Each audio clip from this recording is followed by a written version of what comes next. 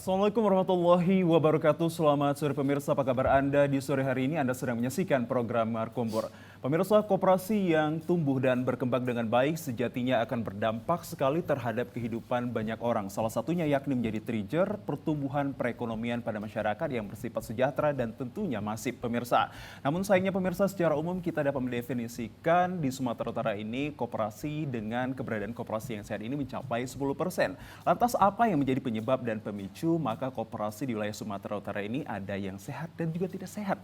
Dan seperti apa peranan pemerintah dalam hal upaya untuk kembali mengembangkan dan juga memberikan wadah untuk bertumbuhnya koperasi ini yang bisa sejatinya bermanfaat bagi masyarakat luar di sananya, khususnya di Sumatera Utara ini. Tentunya pembahasannya ini bersama saya Muhammad Azril Nasution dan rekan cantik saya ada Azifah Zahrianis. Halo Azril dan juga pemirsa, apa kabar Anda? Senang sekali hari ini saya Azifah Zahrianis menemani Azril hari ini di mana lagi kalau bukannya Markombur, dan topik menarik kita tadi sudah dispilkan oleh Azril terkait dengan koperasi sehat dan berkembang. Dan benar sekali ya, dalam perjalanannya selama 76 tahun koperasi menjadi organisasi yang cukup mumpuni dan bahkan sempat menjadi penonggak besar dalam perekonomian yang tadi seperti disebutkan Azril, apalagi di masa kemarin di pandemi COVID-19.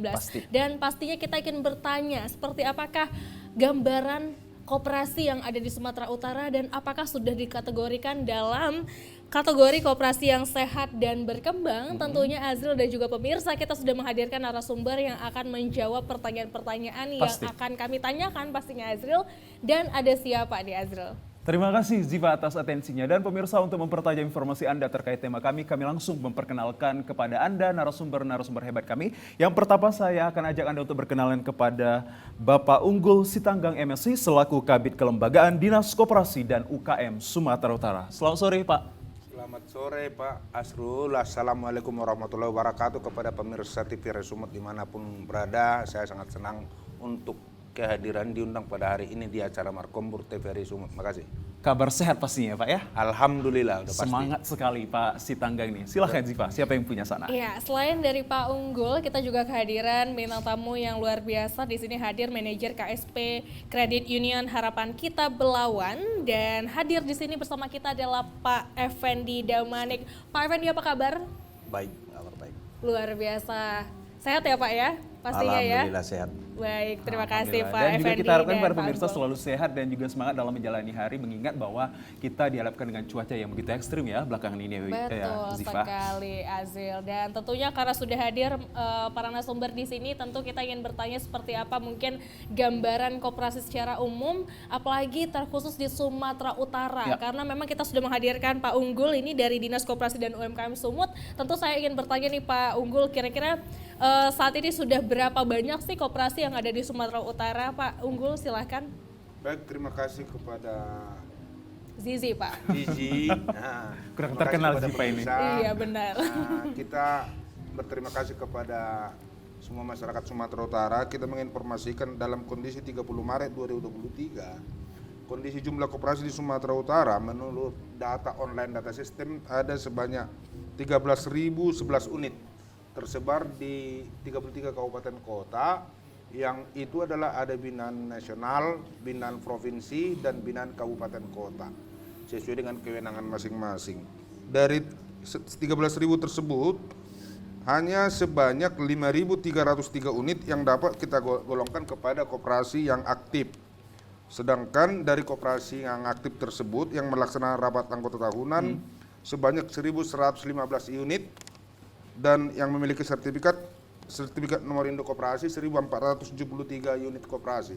Ini di Sumatera Utara. Jadi kembali kepada yang Azri sampaikan tadi, bagaimana indikator koperasi aktif sesuai dengan peraturan perundang-undangan adalah koperasi yang melaksanakan rapat anggota tahunan. Oke, RAT ya Pak? RAT itu sesuai dengan perundang-undangan, dan yang memiliki sertifikat nomor induk koperasi. Itu dulu. Jadi kita berbicara mengenai koperasi, banyak koperasi tapi tidak pernah melakukan rapat anggota tahunan. Pelaksanaan rapat anggota tahunan itu adalah merupakan salah satu kekuasaan tertinggi di dalam koperasi yang dilaksanakan sekurang-kurangnya sekali dalam setahun. Dan di sana dirumuskan pertanggungjawaban daripada pelaksanaan satu tahun anggaran berjalan dan rencana kegiatan tahun anggaran berikutnya.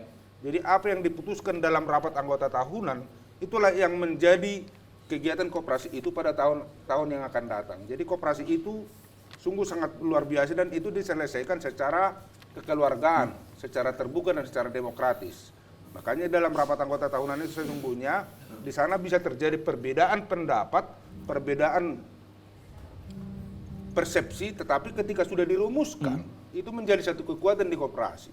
Ketika sudah selesai rapat anggota tahunan dan dirumuskan oleh koperasi bersama dengan pengurus, itulah yang dilaksanakan. Jadi tidak ada lagi setelah selesai pintu ketuk meja jam 00, ya udah selesai. Apa perbedaan-perbedaan. Jadi oleh karena itu, kepada koperasi yang benar-benar dengan dasar musyawarah, mufakat, dan kegotong royongan, ini harus demikian. Jadi yang kedua, kenapa koperasi itu harus memiliki sertifikat nomor induk koperasi? Karena memang koperasi yang melaksanakan RAT belum tentu melaporkannya kepada pemerintah yang menanganinya. Contohnya Binan Provinsi, sama dengan Pak Damanik Inal Binan Provinsi, belum tentu, artinya kan beliau yang koperasi aktif, melaporkan ke kita, sehingga kita terbitkanlah sebagai rewardnya adalah sertifikat nomor induk koperasi. Dan itu berdasarkan jumlah anggota, jumlah kegiatan, termasuk juga kegiatan sejauh mana neraca mereka secara per tahunnya bisa kita evaluasi seperti itu. Baik. Itu sementara. Pak, tadi kan Bapak sudah menyebutkan bahwa ada sekitar 5.000-an unit koperasi yang ada di bawah naungan Provinsi Sumatera Utara, dan apakah memang sudah dikategorikan sehat dan juga berkembang ini Pak terkait dengan koperasi yang ada di dalam binaan Sumatera Utara? Sebelum mungkin saya ke Azril dan Pak Damanik nantinya. Untuk kriteria sehat, pengelompokan sehat ini untuk pemirsa juga tahu, bisa kita katakan ini sehat dalam arti masih sesuai dengan administratif dia. Tetapi kalau kita telah lagi lebih mendetail, apakah dia bermanfaat kepada anggota? Ya kita lihat dulu, karena koperasi itu ada jenis-jenisnya. Ada koperasi simpan pinjam yang manipul program dia hanya simpan dan pinjam, bukan pinjam simpan. Simpan pinjam, itulah seperti kredit union, koperasi simpan pinjam yang biasa. Kemudian ada koperasi yang multi purpose bisnis dia, yaitulah koperasi sektor real. Apakah dia koperasi konsumen, koperasi jasa, koperasi pemasaran, dan koperasi produsen ya Pak ya? Produsen, jasa, pemasaran, dan koperasi konsumen. Itu dia. Jadi ini keragaman koperasi dari 5.300 ini kita golongkan sebagai koperasi aktif. Dalam arti telah masih hidup dia di online data system, itu ukuran kita. Kalau disampaikan dia mengenai yang aktif, kita juga percaya koperasi ini sebagai pendorong perekonomian di Sumatera Utara, dan ini memang tugasnya kita dan semua leading sektor yang menangani koperasi harus berperan secara bersama-sama. Makanya kita selalu solidarity forever dengan masing-masing gerakan koperasi, dan mereka dengan kesadarannya melakukan pembinaan. Kalau kita pemerintah kan punya keterbatasan.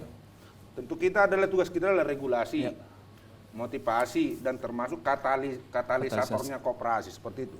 Tapi bisa dikatakan RAT tadi sebagai syarat ya Pak, kalau bisa dibilang syarat untuk mutlak bagi koperasi ini biar dikatakan aktif ya Pak untuk melakukan organisasinya. Baik Pak Sitanggang, tahan sebentar, nantinya kita akan bertanya kepada Anda juga, dan kita coba untuk menggali informasi lebih mendalam kepada Pak Effendi Damanik selaku manajer Koperasi Simpan Pinjam CU Harapan Kita Belawan.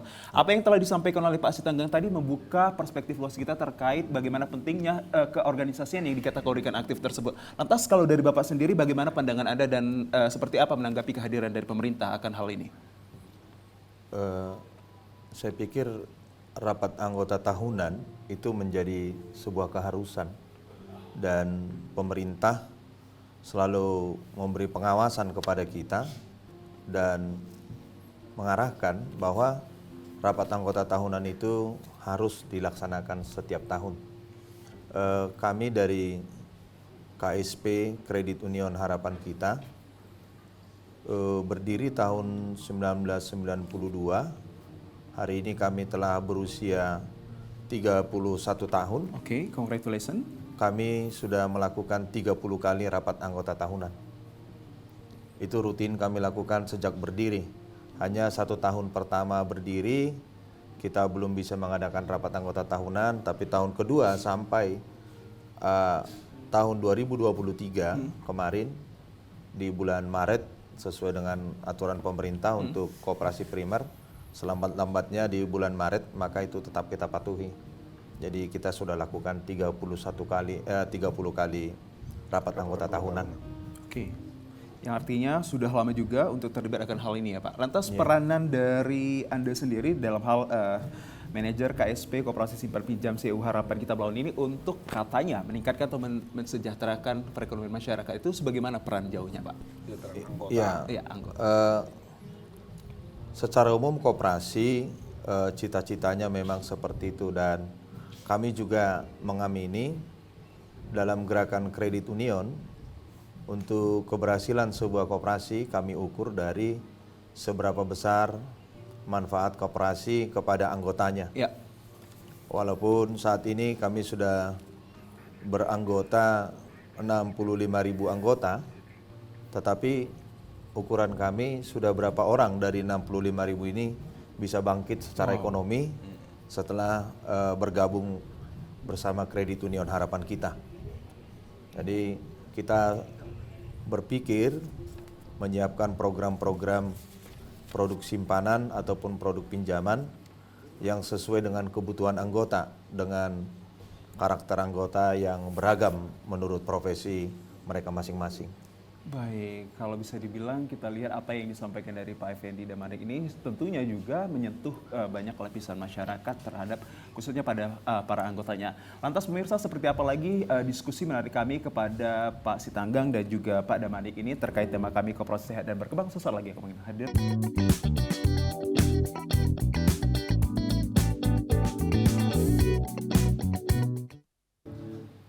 Ya pemirsa, masih bersama kami dalam program Markombur tentunya dengan tema menariknya yakni Koperasi Sehat dan Berkembang. Kalau berbicara tentang Koperasi Sehat dan Berkembang, apa saja yang menjadi kriteria indikator terhadap Koperasi Sehat dan Berkembang? Kalau yang sehat itu tidak seperti apa pula? Nanti kita akan diskusikan kepada Pak Unggul Sitanggang MSc ini selaku Kabid Kelembagaan Dinas Koperasi dan UKM Sumut. Masih bersama saya Muhammad Arzul dan rekan cantik saya ada Ziva.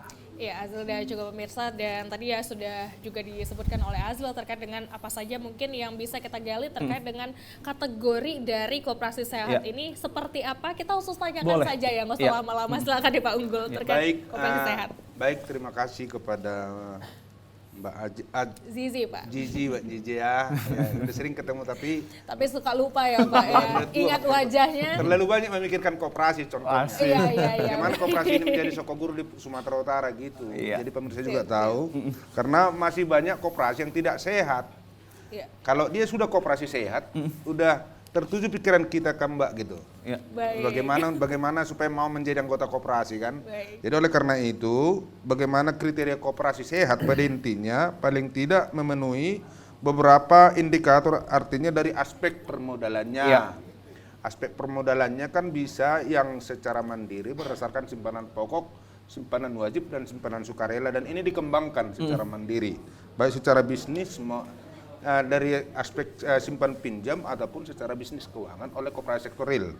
Kemudian pertimbangan kualitas aktiva dan pasifa dia. Jadi kan bagaimana dia penerimaan dan pengeluaran itu harus jelas dia. Dan itu dibuat di dalam laporan pertanggungjawaban tahunan. Kemudian manajemen efisiensi. Koperasi yang baik, koperasi yang kita katakan sehat apabila dia manajemennya bagus, pengaturannya bagus, kemudian efisiensinya sesuai dengan kebutuhan gitu. Efisiensi dan efektivitas itu indikator yang harus kita tanamkan kepada koperasi-koperasi sehat. Apabila ini tidak dilakukan, sudah pasti sakit itu. Harus perlu dikasih proma atau suntikan atau neurobion segala macam. Bila perlu, ya nggak bisa dibina, ya terserahlah. Karena itu tanggung jawabnya pengurus koperasi. Kemudian diutamakan kemandirian dan pertumbuhan. Kemandirian dan pertumbuhan maksudnya di sini bagaimana koperasi seperti koperasi ini, Koperasi Harapan Kita Belawan telah mandiri. Kalau mereka telah mandiri, mereka telah bisa menanggung jawab dirinya sendiri. Mereka bisa melatih diri sendiri, berkembang secara dinamis sesuai dengan kebutuhan daripada anggota yang semuanya itu berdasarkan laporan di dalam RAT dan dibuat di dalam rencana kerja tahunan. Selanjutnya dengan adanya kemandirian tentu dia bertumbuh dia.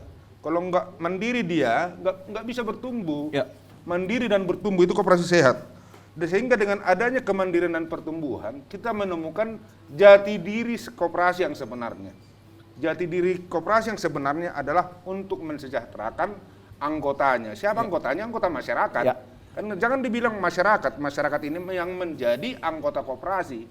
Jadi anggota koperasi ini siapa yang terdaftar namanya di koperasi itu. Jadi jangan ketika kita tidak anggota koperasi, kita mengkomeni koperasi orang. Ya. Nggak ada Mbak Jiji mengkomentari koperasi Bapak ini. Ya.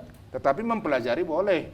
Dan nanti ketika mau jadi anggota, ada nanti pendidikan, nanti ditanya ke beliau, gimana saya mau masuk jadi anggota. Itu kalau koperasi yang sehat dia.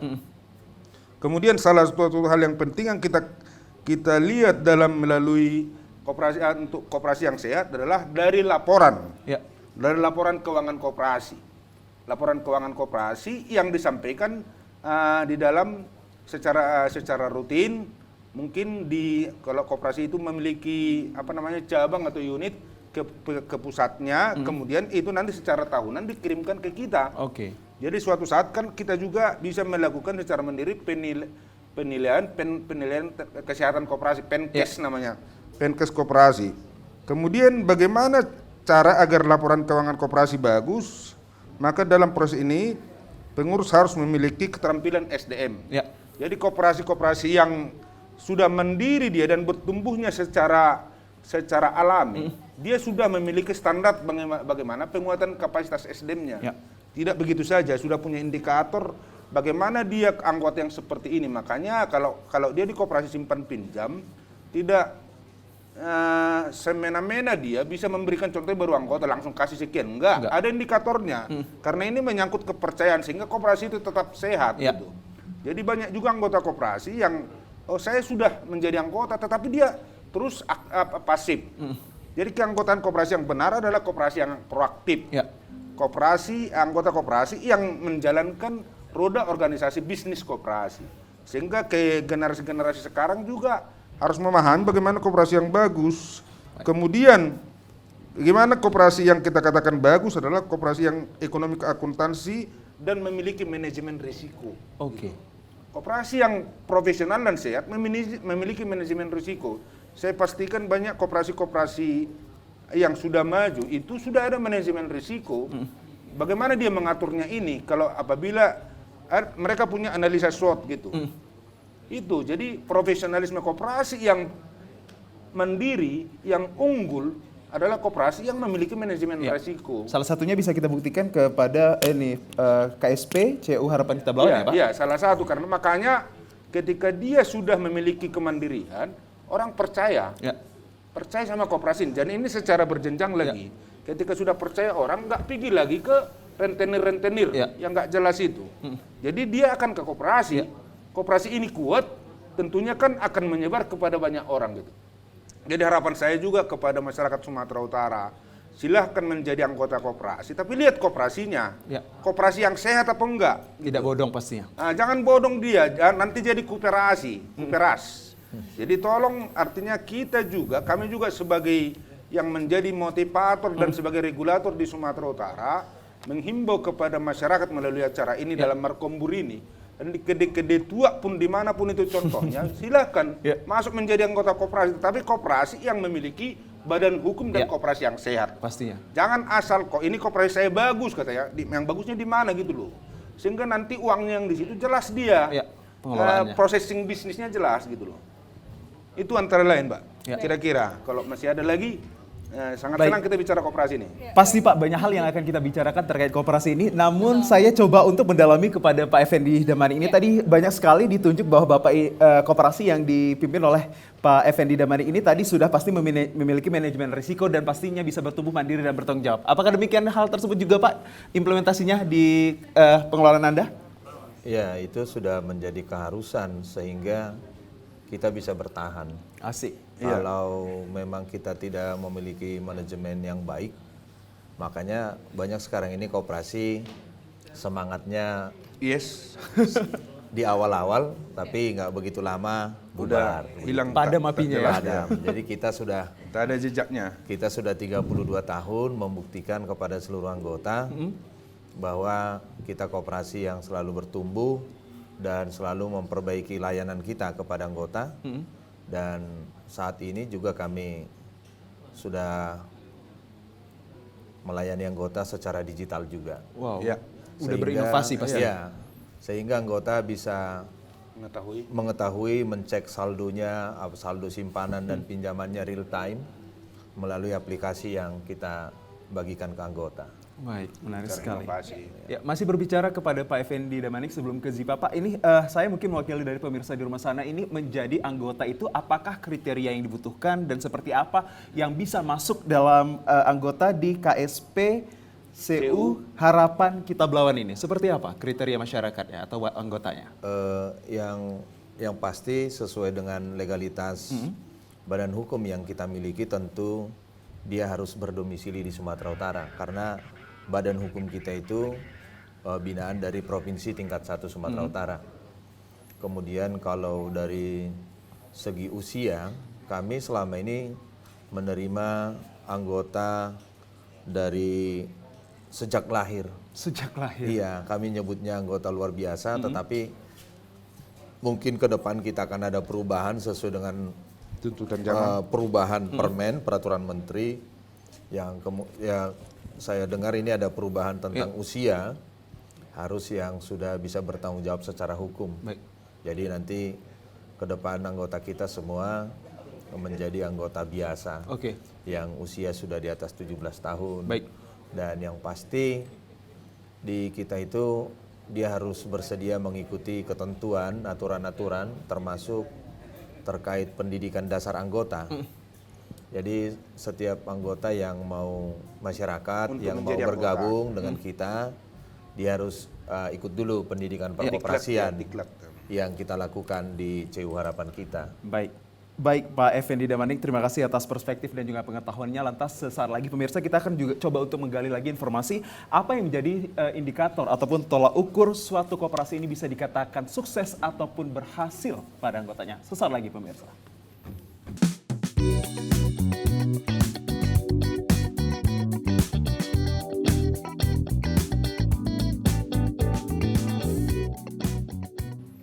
Koperasi sehat dan berkembang menjadi tema yang sangat menarik pada sore hari ini dalam program Markombur edisi Kamis 9 Oktober 2023 yang kami sajikan kepada Anda. Tentunya masih bersama saya Muhammad Azril Nasution dan rekan cantik saya ada Zifah di sebelah sana.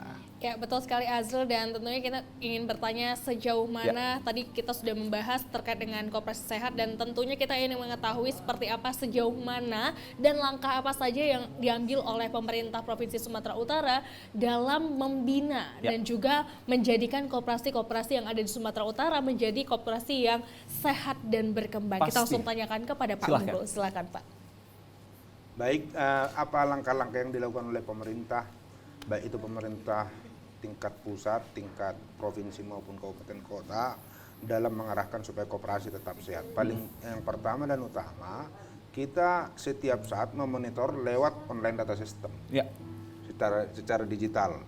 Kemudian yang kedua, bagaimana apa dan langkah apa yang kita lakukan, tentunya yang dilakukan oleh pemerintah sebagai fasilitator dan regulator adalah memantau hal-hal apa yang dilakukan oleh koperasi yang sudah mandiri untuk pelaksanaan pendiklatan. Ya. Diklat dia kepada pra anggota dan sesudah anggota, sehingga dia tetap tahu dan mampu ditanggung jawabnya sebagai anggota koperasi dan melaksanakan sesuai dengan rambu-rambu perkoperasian yang mereka anut.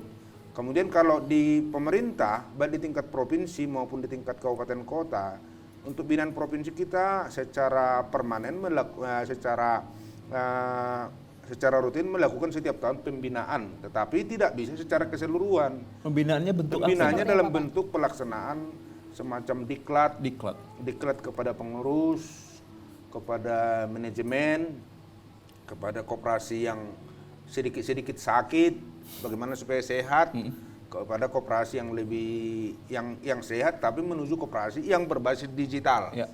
Jadi kan sekarang kita dan ke depan akan mengarahkan koperasi itu mengarah ke koperasi digital. Koperasi sehat tersebut kita arahkan masuk ke dunia digital sehingga lebih gampang mengadopsi perubahan dan perkembangan serta pelayanan kepada anggota. sekarang kita tidak harus perlu lagi, mungkin di harapan kita juga seperti itu, tidak harus kita ke kantor setiap hari. Dengan lewat gadget juga sudah bisa kita tahu perkembangan bagaimana keadaan kita di koperasi, bagaimana uang kita, bagaimana bisnis kita. Itu termasuk bagi koperasi yang sektor simpan pinjam maupun koperasi sektor real. Kalau dia di koperasi sektor real, contohnya apakah di koperasi pemasaran, dia sebagai anggota koperasi, ketika koperasinya sehat, dia tahu barang-barang yang terjual, barang-barangnya apa. Apakah di craft, contohnya ada di kuliner, contohnya berapa bungkus keripik ataupun kerupuk yang sudah terjual. Dia tahu, dia bisa memantau dari situ. Jadi kita fasilitasi mereka bagaimana untuk memanfaatkan dunia digital. Kemudian langkah-langkah apa yang dilakukan oleh pemerintah? Pertama, selanjutnya adalah kita mengajak koperasi itu supaya masuk ke belai pengadaan, masuk ke Shopee, kemudian ke Digital belanja-belanja platform. digital Pak, ya? gitu. Iya. Jadi ke pemerintah juga, karena ada aturan yang menyatakan bahwa persentase UMKM dan koperasi harus dikuatkan untuk dibelanjakan baik oleh pemerintah, baik dari tingkat desa sampai tingkat pemerintah pusat, termasuk oleh TVR ini sendiri. Jadi itu semua produk-produk yang ada di UMKM dan koperasi, apalagi UMKM-nya menjadi anggota koperasi. Yang selanjutnya kita lakukan pengawasan kepada koperasi-koperasi yang tidak sehat. Sampai ke daerah pasti. Sampai yang menjadi binaan kita tentunya, yang kewenangan kita adalah kewenangan yang binaan provinsi. Kalau yang menjadi kewenangannya kabupaten kota jelas, yaitu yang mereka lakukan, itu pengawasannya. Kemudian kita fasilitasi informasi kepada mereka bagaimana memberikan permodalan. Apakah dengan bantuan LPDB, ada permodalan dari Kementerian Koperasi dengan LPDB, lembaga bantuan dalam bergulir. Tapi ini harus digulirkan gitu. Ini adalah menguatkan, seperti itu harus kita kuatkan. Kemudian yang terakhir dan yang paling penting sekali adalah menguatkan koperasi untuk melakukan kerjasama antar koperasi. Jadi koperasi itu bisa makin besar dan lebih mandiri dia ketika ada solidaritinya dengan koperasi lain, apalagi di koperasi sektor real. Jadi koperasi simpan pinjam juga kita harapkan dia berkoordinasi, berkolaborasi dengan koperasi lainnya, khususnya koperasi-koperasi yang melaksanakan koperasi apakah produsen, pemasaran, jasa, dan koperasi-koperasi lainnya. Apa yang bisa mereka ambil Pak dari koperasi sektor real seperti koperasi kalau dia pinjam? sektor real kan contohnya koperasi pertanian lah contohnya kan. Koperasi produsen pertanian makmur sejahtera. Jadi produk-produknya kan ada yang menyangkut pertanian. Permodalannya dari simpan pinjam tadi. Contohnya Bapak ini kasih 100 juta. Tetapi itu harus jelas bagaimana keuntungannya bagi koperasi yang dikerjasamakan dan yang mengkerjasamakan gitu. Jadi harus jelas itu. Jadi kemudian produk-produk ini juga harus memang jelas perputarannya. Jadi koperasi yang benar dan sehat adalah yang perputaran bisnisnya menghasilkan. Koperasi is the business, no sosial. Setuju. Agree, absolutely. Nah, jadi kalau dia menyatakan koperasi sosial setelah ada dulu keuntungannya, ada bisnisnya yang menguntungkan, dan itu untuk kesejahteraan anggota. Bukan hanya untuk sekedar saya koperasi katanya, padahal modalnya juga nggak ada, kantornya juga nggak jelas. Kontribusi daripada laba koperasi, keuntungan koperasi nggak jelas kepada koperasi, kepada kantong semua. Tapi ini harus ke koperasi, sehingga koperasi itu tahun ini asetnya contohnya, kalau Bapak ini saya kira sudah, koperasi ini udah di atas sekian ratus miliar. Wow. Itu nanti tanya aja langsung. Jadi itu harus bertumbuh signifikan. Kalau contohnya tahun ini koperasinya punya modal 10 juta, tahun depan minimalnya harus ada 100 juta. Setuju. Gitu dia minimal 10%, sehingga itulah bisnis gitu. Kalau semua ini bekerja dan keuntungan untuk bersama, tujuan untuk kesejahteraan bersama, itulah koperasi, itulah ekonomi yang sehat. Apalagi di dunia sekarang ini yang sungguh sangat cepat perubahannya. Kalau dilakukan koperasi itu secara sehat, saya kira baru is the best gitu. Koperasi is the business ya Pak ya? Is the business.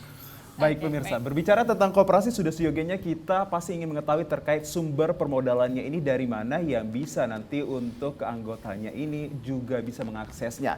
Lantas kalau kita angkat dari salah satunya yakni koperasi simpan pinjam CU Harapan Kita Belawan ini, apa yang menjadi perbedaan mungkin saja program-programnya atau produk-produknya hingga masyarakat ataupun anggotanya tahu pasti akan kebenaran hingga sumber permodalannya. Pak Damanik, seperti apa itu tanggapannya?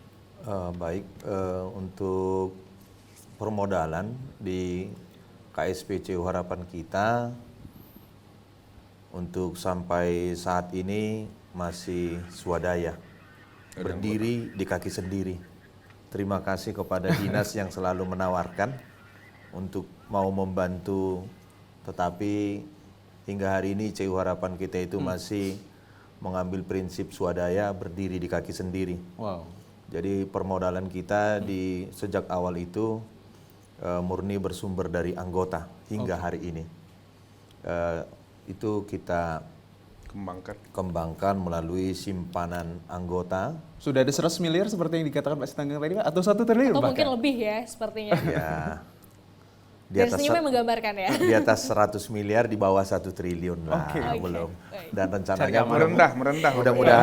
mudah-mudahan nanti di Sumatera Utara ada koperasi yang 1 triliun. Amin. Baik. Amin. Lantas produk atau perbedaannya terhadap pembinaannya Pak?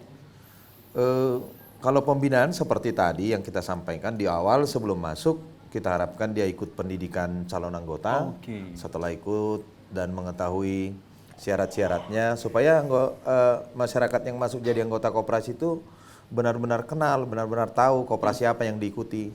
Kasihan banyak masyarakat asal ikut koperasi, tapi seperti yang dikatakan Pak Sitanggang, koperasinya nggak jelas di mana, kantornya nggak jelas di mana, kan begitu.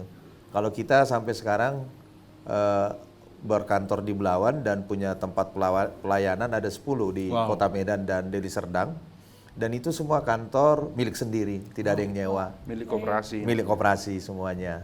Nah, jadi Produk-produknya? kalau produk kita untuk simpanan tentu yang wajibnya itu adalah simpanan pokok dan simpanan wajib. Seperti yang disampaikan Pak Sitanggang, simpanan sukarela ada, dan kita kembangkan lagi simpanan-simpanan lain sesuai kebutuhan anggota. Contohnya kami sebutnya Sibuhar, simpanan bunga harian. Oke. Atau ada Sisuka, simpanan sukarela berjangka. Ada Siwiro, simpanan wisata rohani. Ada Sipandik, simpanan pendidikan. Ada Siruma, simpanan perumahan. Ada Sihara, simpanan hari raya. Oke. Beragam produk yang kami siapkan untuk membantu anggota mengelola keuangannya untuk mencapai kebutuhan yang dia inginkan. Dan untuk produk pinjaman sendiri ada beberapa jenis, tentu itu kami tawarkan kepada anggota sesuai dengan tujuan dia meminjam. Manfaatnya ya? Manfaatnya, kalau memang dia tujuannya untuk permodalan, kami sebutnya pinjaman produktif begitu. Tapi ada juga ya kadang untuk kebutuhan sosial ataupun darurat untuk berobat, itu juga ada kita siapkan. Baik, baik. Sebelum ke Jiva, mungkin sebagai closing statement, sejauh ini ada kendala yang Bapak temui dalam menjalankan koperasi simpan pinjam CU Harapan Kita Belawan ini? Kalau dari kami sampai saat ini, kami berusaha mengikuti seluruh ketentuan-ketentuan yang Berdasarkan dari pemerintah. ditetapkan pemerintah, walaupun kami harus merubah beberapa kebijakan kami. Baik. Karena kami harus tunduk dengan apa yang diatur oleh pemerintah. Dan dari sisi anggota sendiri, saya berterima kasih kepada banyaknya anggota CU Harapan Kita yang merasa memiliki bahwa koperasi itu adalah miliknya, sehingga secara umum anggota itu menjaga koperasi ini dengan baik. Dan buat anggota yang memang merasa kurang memiliki, ya mungkin itu yang perlu dari kami untuk pembinaan lagi kepada mereka. Baik, sedikit untuk menutup closing statement kita pada hari ini, mungkin saya mintakan kepada Pak Unggul terkait dengan bagaimana untuk mengatasi koperasi bodong Pak Unggul untuk pada masyarakat di supaya luar terhindar sana. masyarakat Singkat, kita. padat dan jelas Pak, silakan. Baik kepada pemirsa dan gerakan koperasi manapun berada, misalnya kepada kabupaten kota dan juga binaan nasional. Sekarang ini pemerintah sedang melakukan pendataan perkoperasian melalui sesuai dengan Peraturan Menteri Koperasi Nomor 7 Tahun 2023 tentang pernyataan mandiri atau self-declare terhadap koperasi simpan pinjam dan unit usaha simpan pinjam. Tujuannya adalah untuk mengetahui koperasi itu apakah dia melayani anggota dan bukan anggota. Ini sampai tanggal 15 Oktober ini kita akan melakukan pendataan secara mandiri kepada koperasi, dan itu dia menginput secara digital, secara sistem. Kemudian hasilnya dikasih ke kita. Jadi makanya kepada pemirsa ini merupakan tantangan, dan ke depan kebijakan Pak Kepala Dinas Koperasi UKM Sumatera Utara menindaklanjuti Permenkop tersebut akan mengumumkan mana koperasi-koperasi yang aktif. Ya. Sehingga ini menjadi satu hal penting kepada masyarakat, sehingga masyarakat tidak merasa bahwa koperasinya seolah-olah sehat padahal sakit. Setuju. Jadi ini ke depan dari 13.000 sekian, kalau menurut perkiraan saya, ini akan banyak koperasi-koperasi yang